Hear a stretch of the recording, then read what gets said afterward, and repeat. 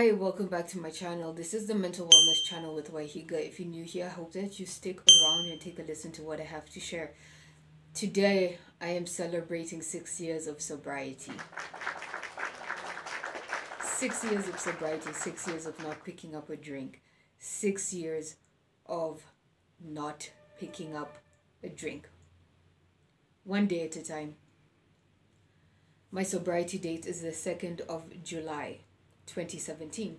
Today I want to talk about the journey that it's been, what it has taken to get here, how difficult it's been, how I've done it, and to anyone out there who's struggling with alcohol, who's struggling with alcoholism, just know that you're not alone, that you're a sick person, you're not a bad person, and that if I can get sober, anyone can get sober. I started drinking around the age of 10.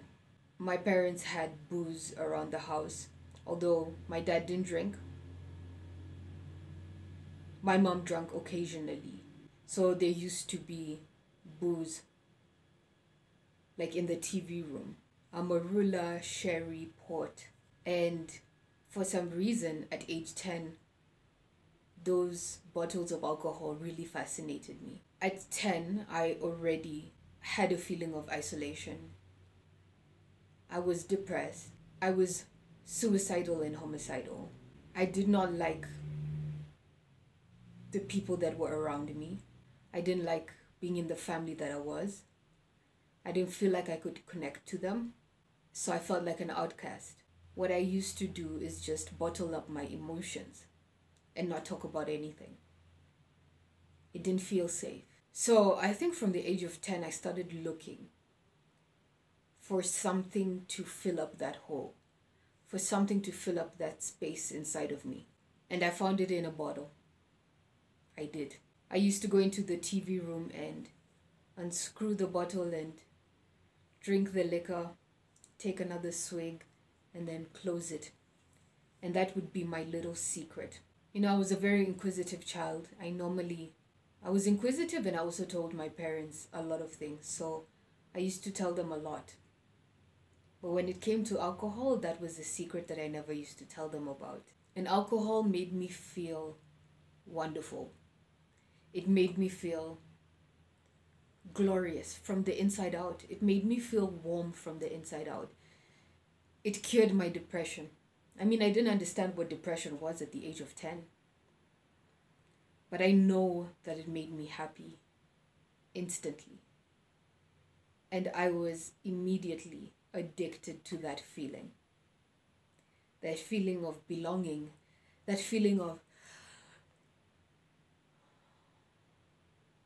taking a breath,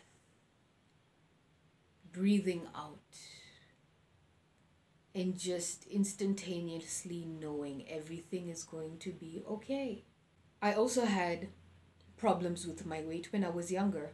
By this time, we had moved to South Africa. So 2002, we were in SA.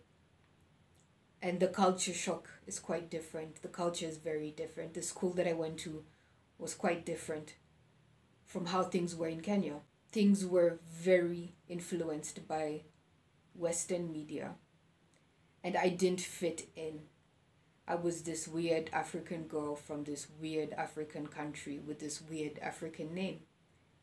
And I was one of the only black students in my grade at that time.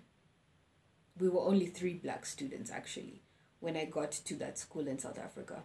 I was teased mercilessly for my weight. And so I went on a crash diet.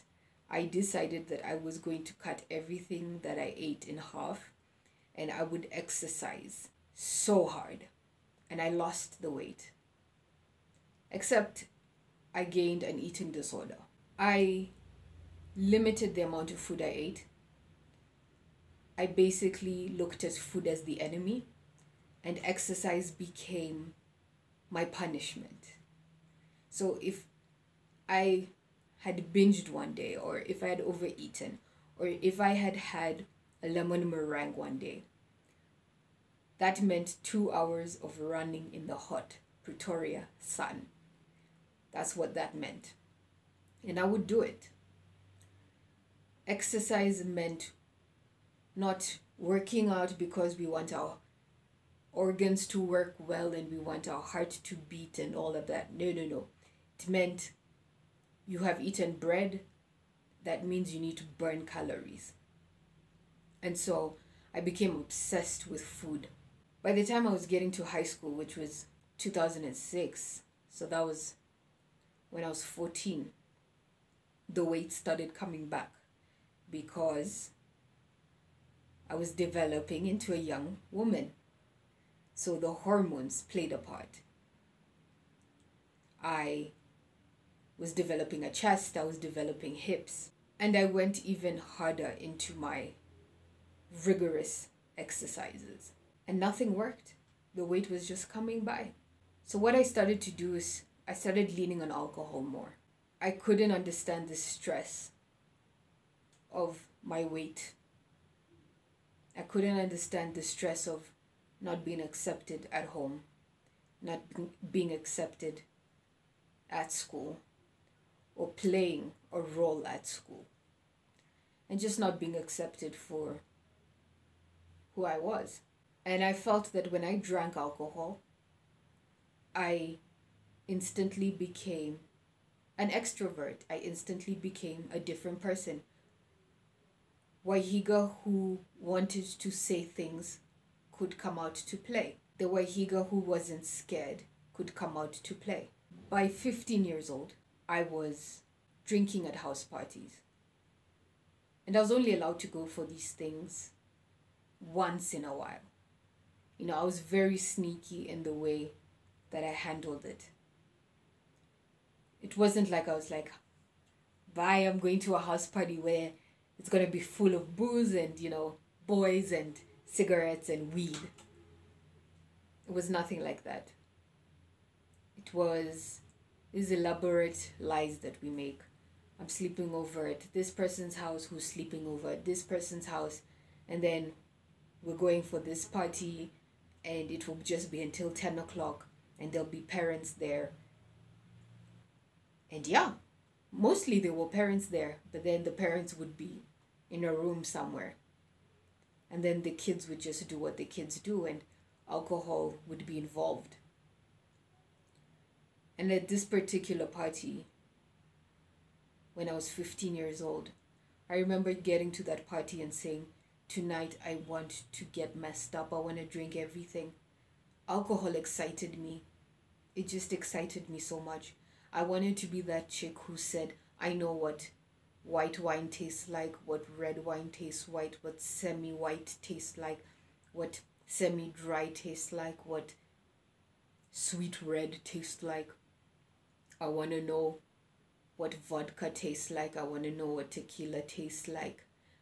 I want to know what everything tastes like. And that was the night that I drank literally everything that I could find that was alcoholic. I drank sambuca, I drank beer, I drank Russian beer, which was vodka. I drank Nostrovia. I drank wine. I drank anything I could find. I mean, I was a fiend. And I proceeded to get really drunk that night. I drank ciders, you know. I drank anything I could get my hands on. And I got very drunk, passed out in the bush half naked. And this is South Africa in August, so that's the winter time. And it was very embarrassing because basically my whole high school had seen me half naked, passed out in a bush. And they would not let me live down that moment. Everybody talked about the girl who passed out drunk at that party for the next 4 years of high school. I was that girl. So I gained a name. For my drinking. And it was rough. You know, I gained consciousness the next day at 3 p.m. And I had scratches and bruises all over my body, and I had no recollection of what happened. I mean, the last thing I remember was taking drinks and guzzling them down. And a friend at the time had to tell me, no, you did this, you said that, you told me this, you insulted me, you insulted him, you insulted everyone. And I just couldn't believe it. I couldn't believe those things came out my mouth. So that was my first alcoholic blackout at the age of 15. And that's when I told myself, yeah, me and alcohol, we don't seem to get along. So I think I'm going to leave this thing alone. And that's the first time in my life that I promised myself that I was going to stop drinking. Until I turned 17. Then I decided, okay, well, I'm a lady now. I can drink like a lady. Now we do wine, we do sangria, we do cocktails, we do cosmopolitans, we do mojitos, you know, we do amarettos and lime. We don't do that ratchet stuff. And we drink like a classy lady. We wear high heels. We go to the club. We do 2-3 drinks. We do champagne. We do moët. So that's what I started doing. I started thinking that my drinking was handled or controlled because I switched my drinking from ratchet drinks, from mixing my drinks to high class drinks. And I must say, at the age of 17, 18, I had a great time with alcohol. Those were the nights to remember. I mean, those were the days of Rihanna, Rude Boy, you know, Egyptian Holdia, up in the club. Those were some really fun times, you know. Memories by Kid Cudi. Those songs were so dope. Black Eyed Peas, tonight's gonna be a good night. You know, those were really fun times. And here and there, I would get into trouble. Here and there. But most of the time, whenever I picked up a drink, I was having a really good time. I picked up a drink and it just went down into my stomach, and I could feel all my veins just waking up, and oh, the happiness just going through my body, and just being so happy and knowing that tonight is gonna be a good night. Yes. I used to love drinking 4 Cousins wine with chocolate whenever I was indoors. You know, just watching series. I used to love doing that and just getting to a nice tipsy buzz and calling it a night. Or having pre-drinks with friends before the club, getting ready, doing our makeup. And I was always the makeup artist, so I would do everybody's makeup. And then we'd do our outfits, and then we'd go to the club, and then we'd drink more in the club, and then we'd come home later, and it would be so much fun. Those were the good days. I think I only had 2-3 good years with alcohol. And then I went to university. And the university that I went to, I came back home for university. I came back to Kenya. That was in 2011. The university that I came to, school is from Monday to Thursday. And I made a promise to myself. I told myself, you know what, I'm not going to drink during the weekdays. You know, I'm really going to be strict on myself. I have to have rules. I have to have standards. I'm not going to drink during the weekdays. We must have structure. It's university. And then I came to university, and Thursday is party day, party central at the university that I went to. Thursdays, I had to drink. Soon enough, I started buying my own liquor.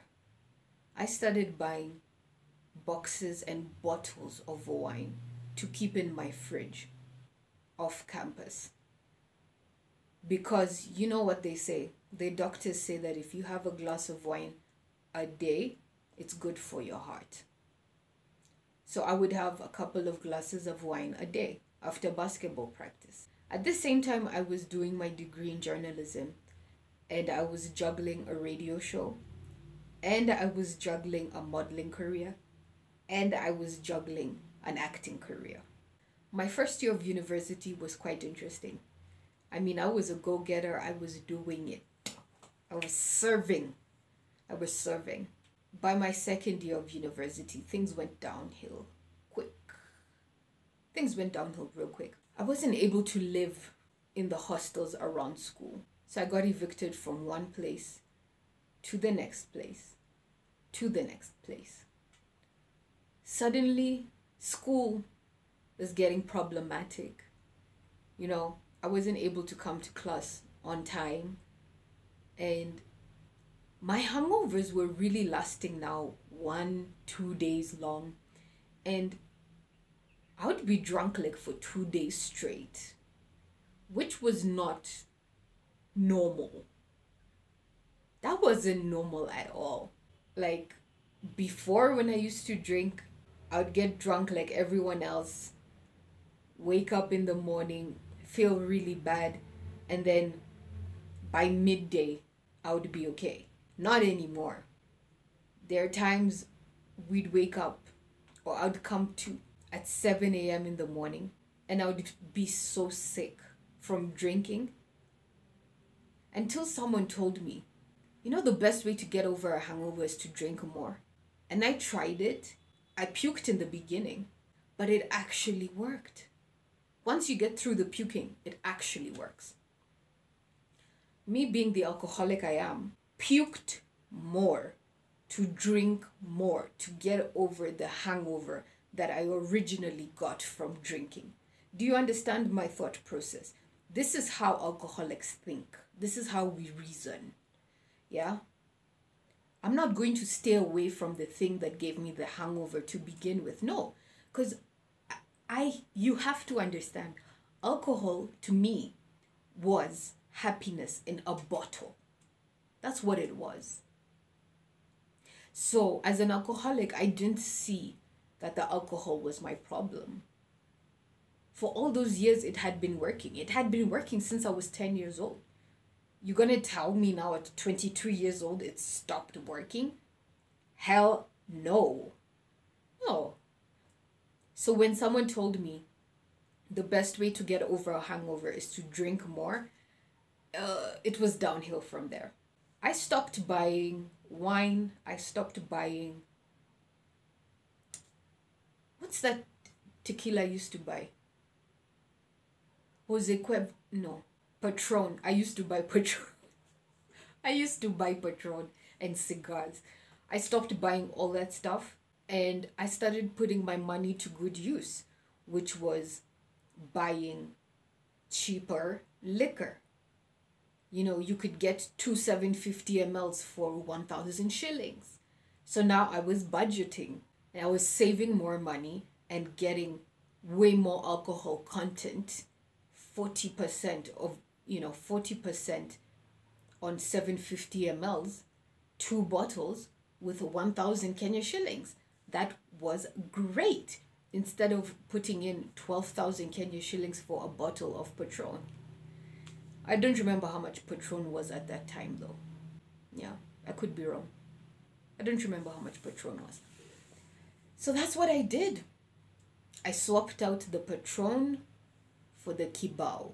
Patron, Jameson's for the Napoleons, Moonwalker, all those drinks, which are just,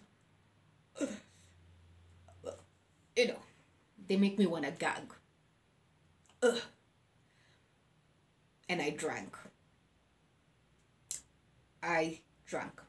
So I tried to live this life where I would go to set, I would act, and then I would come to school, I would do my assignments, I would be in school, and then I would party and I would live my life of drinking. But then they would all intermesh, and I chose the most important one, which of course was the drinking, because now school was getting in the way of my drinking. Obviously school had to go.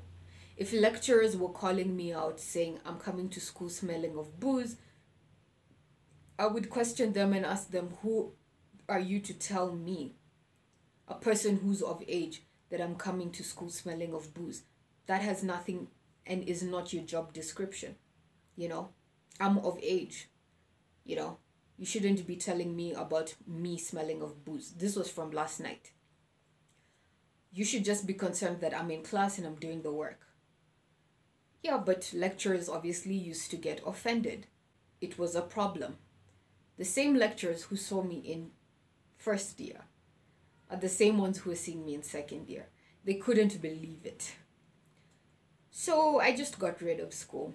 I dropped out. Acting. Yeah, showing up on set, you know, the people who used to do my makeup would always comment on my eyes. You know, they would say my eyes are so red and glassy and brown, and my pores just used to reek of alcohol. I couldn't smell myself, obviously, but you know, when you're an alcoholic and you drink a lot, you walk around with this heat all over you. You walk around with this heat. It's like a layer of heat. You can feel yourself radiating emissions. And I would assume that is what the alcohol would smell like. So I constantly had that fume, that smell of fumes and cigarettes. And they would always complain whenever I was on set, you know, you're one of the best actors here, but you know, you're never on time, you're always coming in drunk. And I would say, what is the problem? We all drink together, because we all used to drink together. Off set, we all used to go read our lines in the bar, some of us. And you know, working hours for actors are very odd hours. So we'd get our money and we'd all go spend it at the bar, or we'd party together.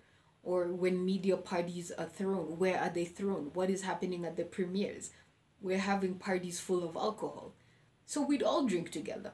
So I wasn't understanding why I was being called out like I'm the problematic one when we were all drinking.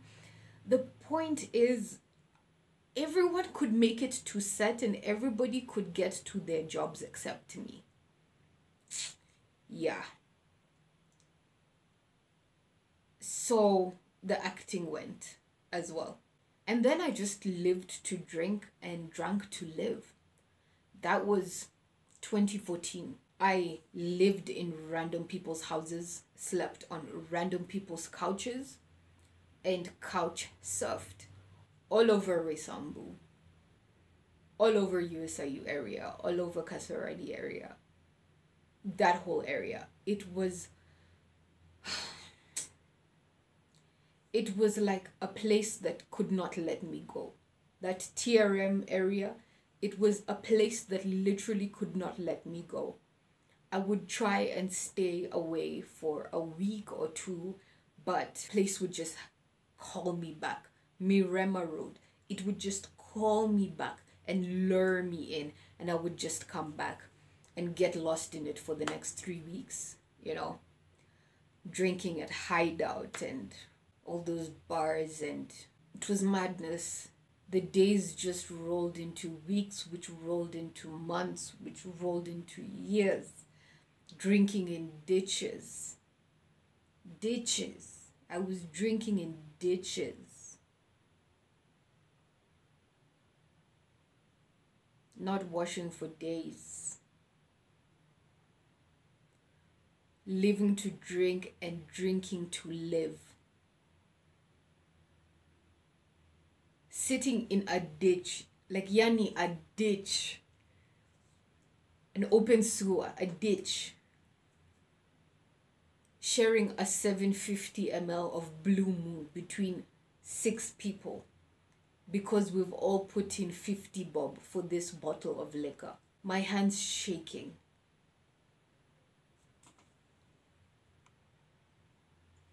Just wanting to get a sip of that liquor because I know I need to drink so that I can think. That's where it had reached. I needed to drink to think. I needed to drink to think about my next move. I needed to drink to think about where I was going to crash that night. I needed to drink to think about how I was going to eat. I couldn't even eat. I couldn't keep anything down without drinking. Whoever's place I stayed at that night was by pure mercy. Mercy. Whoever let me crash at their place that night was pure mercy. And I would beg God, like, please just don't let these people do anything to me. There are times I've passed out by steps. There are times I've passed out in their scary booth. I mean, it was a horrible way to live. Obviously, sleeping in bars. Yeah, you're just locked in the bar with everyone inside. And then you wake up the next morning and you continue drinking. Have you ever been drunk at 11 a.m. in the morning when the sun is so hot and you are completely out of your mind? Because you had to stay awake the whole night so that nothing bad happened to you. And now you can't keep your eyes open because you're so tired. The sleep is catching up with you. And also the drinks of yesterday, the day before, and that morning are catching up to you. Have you ever been that drunk and that tired and that exhausted? You can literally just pass out in the middle of a road. And then you look around and you realize everybody's going to church. And you're just somewhere aimlessly standing in the middle of God knows where. And people are just looking at you like clutching their bags and stuff. And you have this voice inside your body that's saying, are these people looking at me like I'm a homeless person? Are these people scared of me? Do they know who I am? Do they know this is just a big misunderstanding? And then when you try to say something, you puke. Or when you try to say something, you cry. Or when you try to say something, you don't make any sense.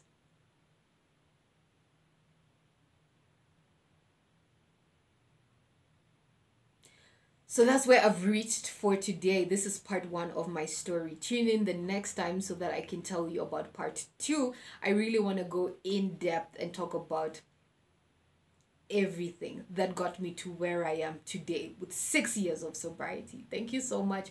Please like, share, and subscribe to my channel. Let us grow this channel. Let us grow this community. Until the next time, bye-bye.